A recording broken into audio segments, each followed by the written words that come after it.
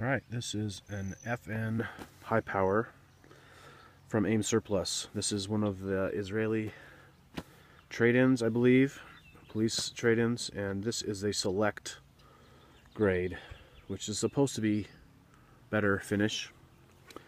And I'm going to show you what it looks like. So it comes in this box, very straightforward, and this one has checkered plastic grips, which I'm happy about. I don't like the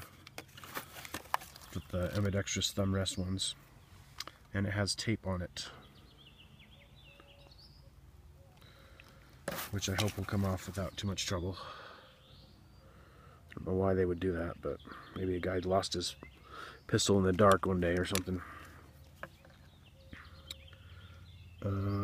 Hopefully you can see that it is not in the best of shape. Lots and lots of scratches. Some deep scratches. And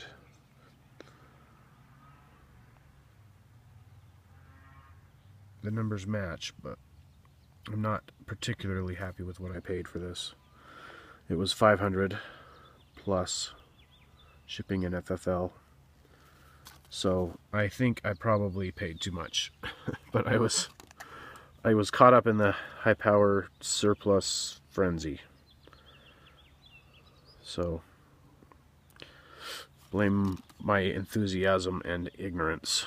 But I've heard of people getting much better deals on better condition guns. But if you look at the pictures of their standard trade-in grade, they are quite a bit worse than this. So I guess AIM Surplus can't be faulted for calling this a select grade, because it does appear that most, if not all, I mean probably almost all, the bluing is still intact, whereas some of the other ones that I saw pictures of were, you know, the bluing was completely worn off of the front strap.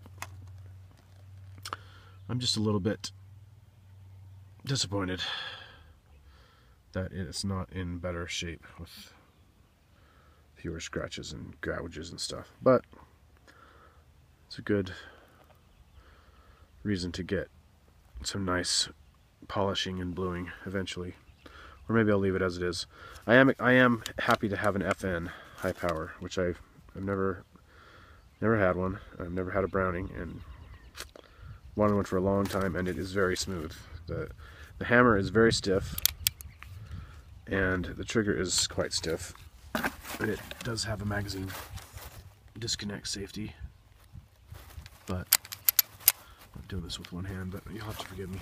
But the slide is very smooth, and it seems that the barrel locks up nice and tight, so hopefully it hasn't been shot too much. And it comes with an FN marked, I believe it's FN, yeah, magazine. Just marked Belgium.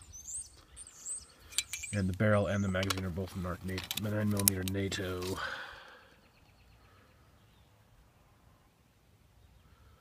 And the sights are those kind of strange 3 rectangle sights, which are dovetailed in. And I might replace the front one, or just paint those black. I don't really like 3-dot sights, they distract me. But anyway, thought any of you who are interested in getting one of these or considering the select grade, there's the importer mark. It's Mach 1 importer, and it's kind of roughly electro-penciled in there. Not electro-penciled, I guess it's dot matrix something or other, but if I ever get this refinished, I'll have them polish that down a little bit. And the trigger is, I've checked it several times, the trigger is, nope, not going to break that rule. Always check. Always, always, always, always, always, always, always. The trigger is very crisp. It's probably about 7 pounds, maybe 8 pounds, but it's very crisp, even with the magazine safety in there. So I may try to work on that a little bit, or send it to somebody who knows what he's talking about. But anyway, it feels good. Feels good in the hand.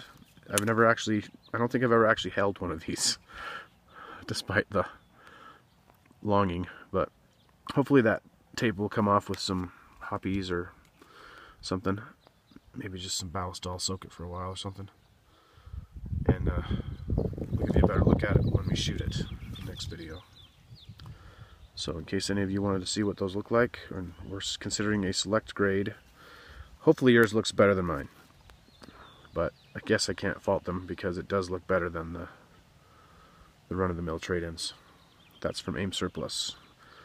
I highly recommend Aim Surplus. They've always been very fair deal and very good prices and good service.